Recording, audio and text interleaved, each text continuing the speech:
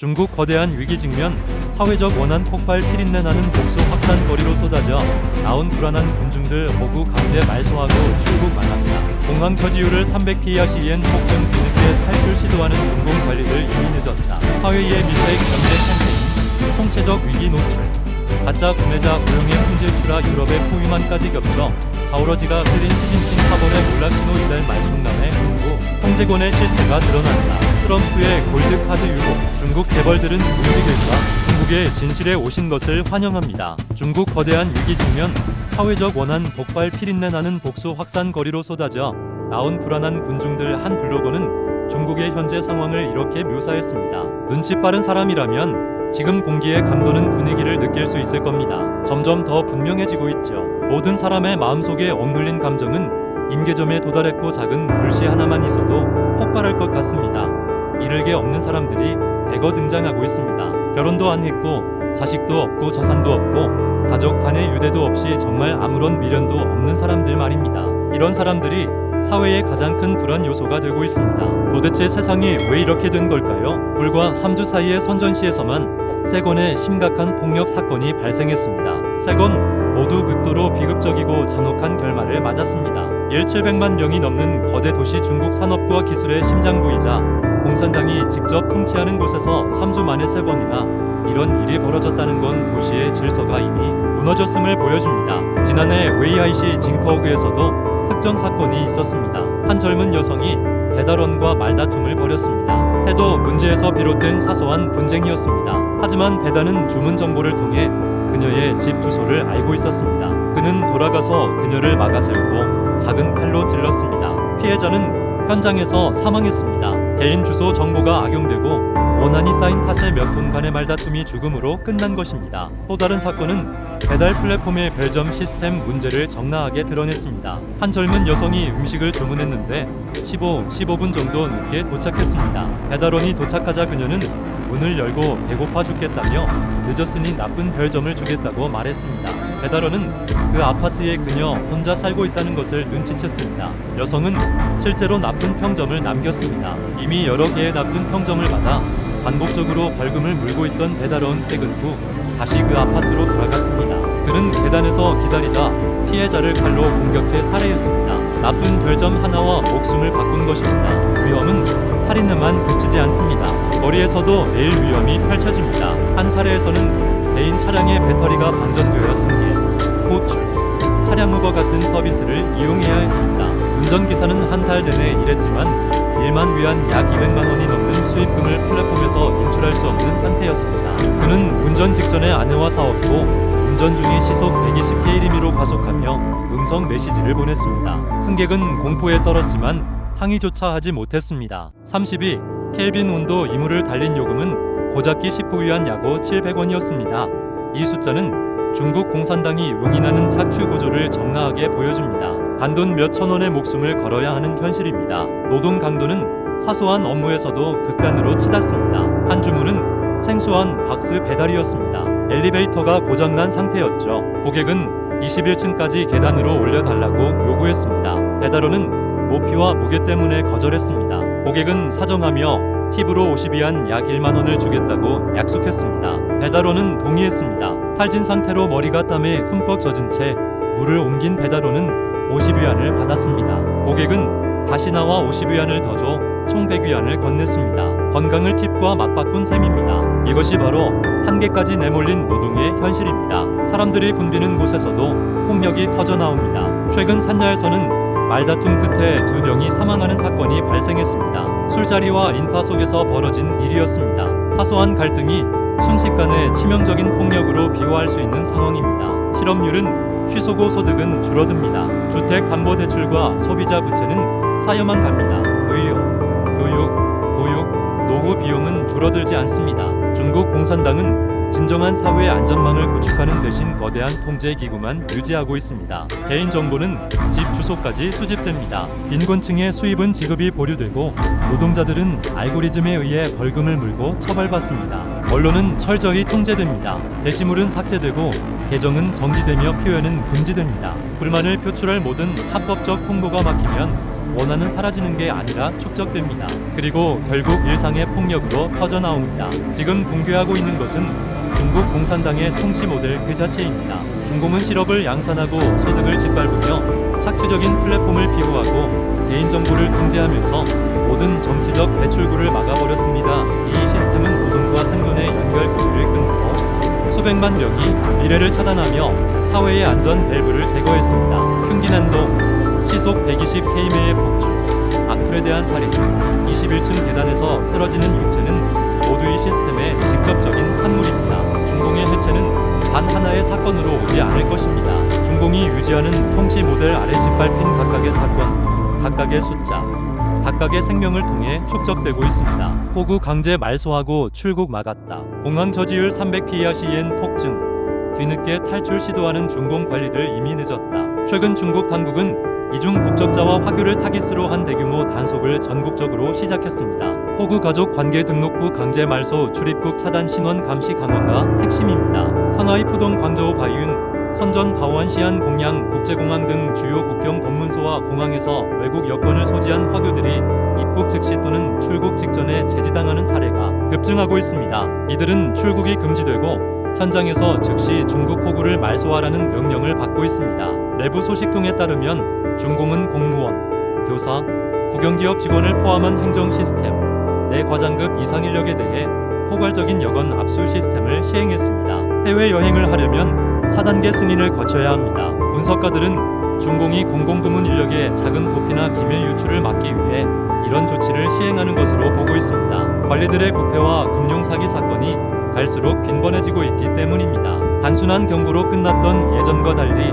이번 단속은 중앙 데이터 시스템에 의해 직접 작동됩니다. 시스템에 적색 경보가 뜨면 국경 경찰은 즉시 현장 법적 조사를 시작하며 융통성이나 개인적인 협상에 여지를 주지 않습니다. 수년간 중국과 외국을 자유롭게 오가던 많은 사람이 왜 갑자기 공항에서 처음으로 가로막혔는지 설명해 주는 대목입니다. 9월 말시안 애양 국제공항에서 호주 시민권자인 샘삼 씨가 겪은 일이 대표적입니다. 2011년 호주로 귀화한 중국계인 그는 출국하려다 적색 경고에 걸렸습니다. 유효한 호주 여권을 가지고 있었음에도 출국하려면 고향인 헌난성으로 돌아가 중국 호구를 말소하라는 명령을 받았습니다. 공교롭게도 중국 국경절 연휴 기간이라 하출소가 문을 닫은 상태였습니다. 그의 항공권은 무효가 되었고 처리를 기다리며 체류한 기간에 대해 하루 500약 10만 원의 벌금까지 물어야 했습니다. 샘 씨는 공항에서 줄을 서 있는 동안 같은 이유로 제지당하는 다른 중국인을 목격했다고 전했습니다. 상하이 푸동 국제공항에서는 유럽 여권을 소지한 상하이 거주자가 국경 통과 직전에 일한 시간 가까이 억류되었습니다. 경찰은 그의 상하이 호구가 아직 살아있기 때문에 출국할 수 없다고 통보했습니다. 고속 열차 예매나 호텔 예약, 가족 문제 처리를 위해 호구를 유지했다는 그의 해명은 즉시 거부되었습니다. 국경 관리들의 입장은 명확했습니다. 시스템에 걸리면 호구는 무조건 말소해야 한다는 것입니다. 공개된 데이터에 따르면 캠페인 시작 이후 상하이와 선전에서만 1년간 이상의 호구가 말소되었습니다. 주요 국경 검문소에서 제지당한 사람의 수는 300피야 시엔 증가했으며 주요 공항에서 8,300명 이상이 조사를 받았습니다. 그중에 200명이 출입국을 거부당했고 700명은 60일 이내에 호구를 말소하라는 명령을 받았습니다. 동시에 권동성은 사회보장 사기에 대한 대대적인 단속을 시작했습니다. 2025년 11월 기준으로 12,000건이 처리되었고 3억 8만 위안 약 745억 원 이상이 회수되었으며 230개 이상의 기관이 영업 면허를 취소당했습니다. 공식적으로 당국은 이중 국적을 인정하지 않는 1980년 국적법을 근거로 들지만 실제 집행 규모와 강도를 보면 이는 통상적인 법 집행이 아니라 조직적인 강압 캠페인임을 알 수 있습니다. 이 캠페인의 핵심에는 화교에 대한 중국 공산당의 정치적 논리가 깔려 있습니다. 베이징의 관점에서 이중국적이나 외국 영주권은 충성심을 의심케 하는 요소입니다. 중공은 국가에 대한 절대적인 충성을 요구하며 외국과의 법적, 사회적, 이념적 유대를 잠재적인 정치적 위험으로 간주합니다. 따라서 호구 강제 말소는 단순한 행정 행위가 아니라 화교와 중국을 연결하는 법적 기반을 끊어내어 귀국 시 통제와 검열을 용이하게 하려는 수단입니다. 태국에서는 오랫동안 해외에 거주해온 한 중국 여성이 서류를 갱신하려다 이미 자신의 호구가 말소된 사실을 발견했습니다. 이는 앞으로 중국에 갈 때마다 비자가 필요하며 고속 열차나 호텔 이용, 계좌 개설 같은 일상적인 활동이 훨씬 더 복잡해진다는 것을 의미합니다. 그녀는 고향이 더 이상 고향 같지 않다고 털어놨습니다. 호구 강제 말소와 함께 귀국 파교에 대한 감시도 표준 절차가 되었습니다. 외국 여권 소지자는 친척 집에 머물더라도 24시간 이내에 숙박 등록을 해야 합니다. 지역 경찰이 직접 검사를 나오거나 파출소 출석을 요구하기도 합니다. 많은 귀국자가 위치, 사진첩, 소셜미디어 활동을 검사받기 위해 휴대전화 잠금 해제를 강요받고 있습니다. 이 캠페인은 중국 연금 시스템의 위기가 닥쳐오는 배경 속에서 전개되고 있습니다. 중국 사회과 학원 보고서는 2035년이면 국가기본연금 기금이 고갈될 것이며 2025년부터 2030년 사회 부족액이 8조에서 10조 위안에 달할 것으로 추산합니다. 호구 강제 말소는 장기 해외 거주자들을 연금 수급 대상에서 점진적으로 배제할 법적 근거를 당국에 제공합니다. 재정적 압박과 충성심에 대한 정치적 불안감에 휩싸인 중공은 이제 화교들을 위한 모든 회색 지대를 공격적으로 없애고 있습니다. 메시지는 분명합니다. 통제 시스템 안에 원전이 들어오지 않는 자는 혜택 시스템에서 제거하겠다는 것입니다. 화교 사회에 있어 중국 귀국은 더 이상 단순한 가족 방문이 아닙니다. 법적 위험, 금전적 손실, 그리고 신변 안전의 위협이 도사리는 위험한 여정이 되었습니다. 화웨이의 미색 경제 캠페인, 총체적 위기 노출, 가짜 구매자 고용의 품질 추락, 유럽의 포위망까지 겹쳐 공격적인 마케팅 전술로 유명한 화웨이가 새로운 폴더블폰 메이트 X7 출시를 앞두고 다시 한번 이목을 끌었습니다. 하지만 기술 사양이나 시스템 안정성, 제품 품질에 대한 거지는 우려를 해결하는 대신 화웨이는 모델들을 내세운 패션쇼를 선택했습니다. 스마트폰 출시 행사를 케어크 무대로 바꾼 겁니다. 이런 접근 방식은 시각과 감성에 의존해 약화된 제품 경쟁력을 완화하려는 이른바 미색 경제 캠페인이라는 혹평을 받고 있습니다. 메이트 출시 중 여러 배우와 스포츠 스타들이 화웨이 매장에 나타나기를 구매하는 모습이 포착되었습니다. 이런 장면들은 연달아 연출되었고 영상으로 촬영되어 유포되었습니다. 메이트 유명인들도 간절히 찾는 제품이라는 이미지를 심으려는 의도가 명백했습니다. 하지만 타이밍과 장소, 연출 방식이 너무 딱 맞아떨어져 많은 사람은 이것이 초기 수요가 강력한 것처럼 꾸미기 위한 보여주기식 연기라고 결론지었습니다. 매장 현장에서도 화웨이는 퍼포먼스 위주의 판매 전술로 전환했습니다. 많은 매장이 젊고 외모가 뛰어난 여성 판매원들을 화려하게 꾸며 배치했습니다. 일부 매장에서는 직원들이 춤을 추며 국산품 내용을 위해 화웨이를 사자는 구호를 외치는 라이브 방송을 진행했습니다. 방문객과 온라인 조회수는 늘었을지 몰라도 실제 판매 속도가 의미 있게 되지는 않았습니다. 중고 거래 플랫폼에는 화웨이 폰을 손절매하려는 매물이 쏟아지고 있습니다. 판매자들은 폰 상태가 문제가 아니라 구매자들의 신뢰가 무너진 게 문제라고 말합니다. 불만은 소비자를 넘어 오랜 소매상들에게까지 퍼졌습니다. 10년 넘게 화웨이 기기를 팔아온 한 판매상은 공개적으로 불만을 터뜨렸습니다. 이렇게 엉망인 화웨이 폰은 처음 봅니다. 쓰레기예요. 소위 중용 시스템 업데이트 이후 소프트웨어 업그레이드 하느라 1시간 넘게 실험했는데도 위챗이나 고덕 지도를 다운로드할 수가 없어요. 손님들한테 뭐라고 설명해야 할지 모르겠습니다. 미쳐버릴 것 같아요. 이 발언은 화웨이 소프트웨어 생태계의 구조적 문제를 지적하며 소매상들이 최전선에서 고객의 불만을 떠안고 있음을 보여줍니다. 화웨이의 폴더블은 과대 광고가 주도한 수요가 얼마나 취약한지도 보여줬습니다. 첫 폴더블 모델이 나왔을 때 대파리꾼들은 가격을 30만 위안 약 5,800만 원까지 비정상적으로 끌어올렸습니다. 하지만 홍보풍이 가라앉아 가격은 급락했습니다. 일부 모델은 전가 이하로 팔리기 시작했고 아예 재고받기를 거부하는 매장도 생겼습니다. 희소성으로 포장되었던 제품이 순식간에 공급 과잉 상태가 된 것입니다. 최근 블로그 웨이지광은 화웨이 메이트 3 폴더블 폰을 비판하는 영상을 올렸습니다. 그는 기기가 업무와 일상생활에 심각한 지장을 줬다고 말했습니다. 사용 3개월 만에 화면 비씀, 불량 화소, 촬영 후 사진 사라짐, 해외 앱과의 심각한 호환성 문제 등 온갖 결함이 발생했습니다.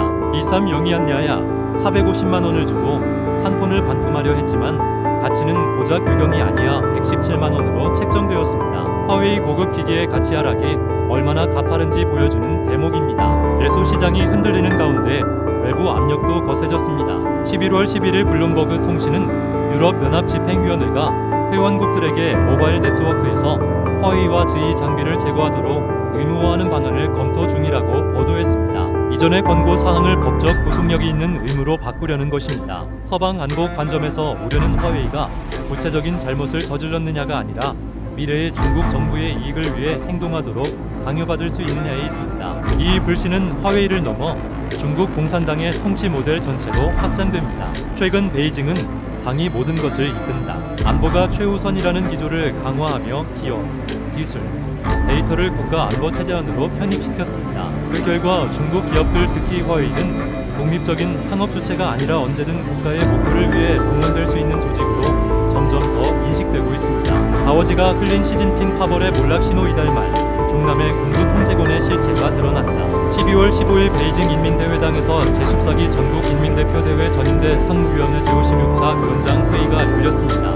회의는 12월 22일부터 27일까지 베이징에서 제14기 전인대 상무위원회 제19회의를 개최하기로 결정했습니다. 표면적으로 의제는 법안 심의, 2024년 중앙정부 예산 집행, 재정수지 감사보고서 검토 등에 집중되어 있습니다. 하지만 발표문 끝자락에 묻혀있는 결정적인 세부 사항 하나가 중국 공산당 군부 내에서 가속화되고 있는 숙청의 실태를 폭로했습니다. 공식 발표에 따르면 전인대 상무위원회는 중앙군사위가 제출한 인민해방군 선거위원회 위원 보임 및 인사면직 임명 관련 안건을 심의할 예정입니다. 이것은 통상적인 행정 절차가 아닙니다. 시진핑이 구축한 권력 구조가 대규모로 붕괴하고 있다는 명백한 신호입니다. 중공관리상 인민해방군 선거위원회는 임기가 5년이며 보통 새로운 정치국 상무위원회가 구성된 후에야 개편됩니다. 현재 위원 명단은 2022년 12월 중공 20차장 대회 이후 발표되었습니다. 그 논리대로라면 2017년까지는 변동이 없어야 정상입니다. 베이징 당국이 예전보다 2년이나 앞서 위원회를 보충해야 한다는 사실은 단 하나의 설명만 가능케 합니다. 기존 위원 대부분이 이미 숙청되었거나 정치적으로 불능 상태가 되었다는 것입니다. 현실은 이 결론을 뒷받침합니다. 인민해방군 선거위원회를 거쳐간 12명 중 최소 5명이 이미 공식적으로 낙마했습니다. 하회동 전 중앙군사위 부주석, 리상프 전 국방부장, 고호화 전 중앙군사위 정치공작부장, 허홍진 전 상무부 부장, 준빈 전 중앙군사위 감사서 부감사장이 그들입니다. 이들은 모두 시진핑 군사 파벌의 핵심 인물들이었습니다. 다른 3명 중사오진, 왕건화, 황용상은 아직 공식적으로 낙마가 발표되지는 않았지만 내부적으로 처리된 징후가 뚜렷합니다. 전 중앙군사위 판공청주임이었던 중사호진은 국방대학교 정치위원으로 좌천되었다가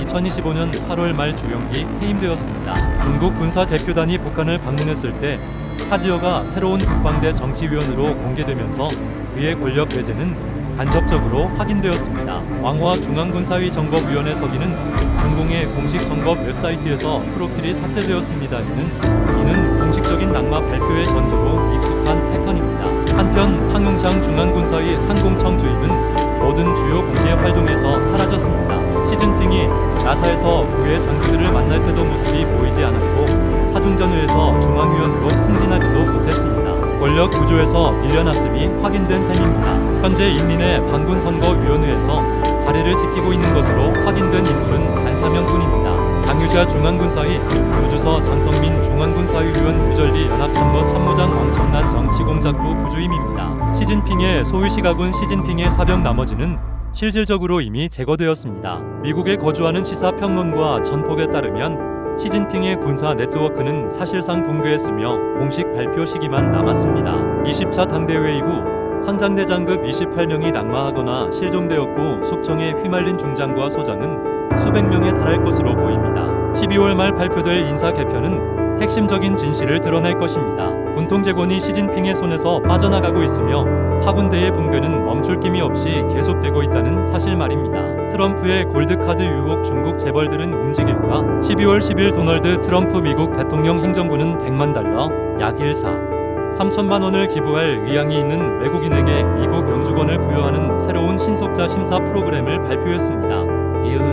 이민 프로그램은 일명 트럼프 골드카드로 알려져 있습니다. 트럼프 대통령은 자신의 소셜미디어 트루스 소셜의 골드카드가 자격을 갖추고 검증된 모든 개인에게 시민번호로 가는 직통 경로를 제공할 것이라고 올렸습니다. 그는 전 세계적으로 숙련된 인재 확보 경쟁이 치열해지는 상황에서의 프로그램이 위대한 미국 기업들이 소중한 인재를 마침내 유지할 수 있게 해줄 것이라고 강조했습니다. 중국의 부유층 엘리트들 사이에서 트럼프 골드카드에 대한 반응은 신중하면서도 엇갈립니다. 관심을 보이는 이들도 있지만 관망하는 쪽도 있습니다. 이민 브로커들은 중국 부유층의 미국 이민 수요는 여전히 강력하지만 법적 위험, 보안 심사, 정책의 장기적 안정성에 대한 우려 때문에 골드카드에 대한 초기 열기는 빠르게 식었다고 전합니다. 대기원 15에 따르면 올해 2월 트럼프 대통령 취임 직후부터 골드카드 계획은 전 세계 초고액 자산가를 유치하기 위한 구상으로 처음 거론되었습니다. 당시 베이징의 이민 컨설턴트이자 웰트랜드의 상무이사인 잭은 중국의 고액 자산과 칠각으로부터 프로그램에 대한 적극적인 문의를 받았다고 말했습니다.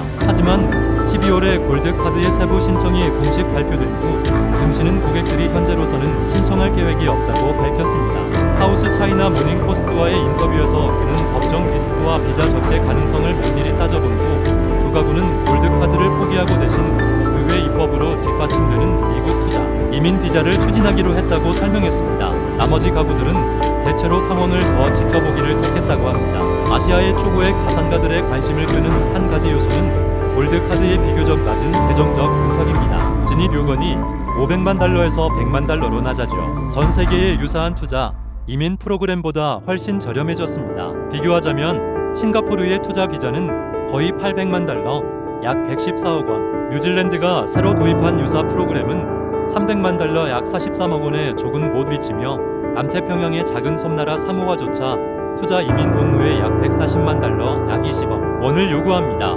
CNBC는 국제로펌 위더스의 대표 리아즈 자프리의 말을 인용해 미국 교육 시스템, 의료 시스템, 은행 인프라, 금융시장에 대한 접근성 등 혜택을 고려할 때 골드카드는 너무 싸다고 평가했습니다. 그의 견해로는 500만 달러 정도는 되어야 프로그램의 독점성을 더 잘 반영할 것이라고 합니다. 자프리 씨는 9월 싱가포르에서 열린 패밀리 오피스 콘퍼런스 참석 중 두 가구와 인도, 한 가구 등 세 가구가 먼저 다가와 골드카드 구매 의사를 밝혔다고 전했습니다. 미국 정부 입장에서 하워드 러트닉 상무장관은 행정부가 골드카드 8만 장을 발급할 계획이며 추가적인 프리미엄 등급도 고려하고 있다고 밝혔습니다. 7일 비자 수수료를 10만 달러로 인상하는 것과 합치면 이 계획은 연방 정부에 약 0억 달러, 약 143조 원의 수익을 안겨줄 것으로 예상됩니다. 시청자 여러분, 오늘 준비한 중국의 진실 뉴스는 여기까지입니다. 저희 채널에서 전해드리는 가장 빠르고 정확한 소식을 놓치지 않으시려면 구독과 알림 설정을 꼭 눌러주시기 바랍니다. 오늘 보도해드린 내용에 대해 여러분은 어떻게 생각하십니까? 여러분의 깊이 있는 의견을 댓글로 남겨주시면 감사하겠습니다. 저는 다음 시간에 더욱 심층적인 소식으로 다시 찾아뵙겠습니다. 함께 해주신 여러분 진심으로 감사드립니다. 안녕히 계십시오.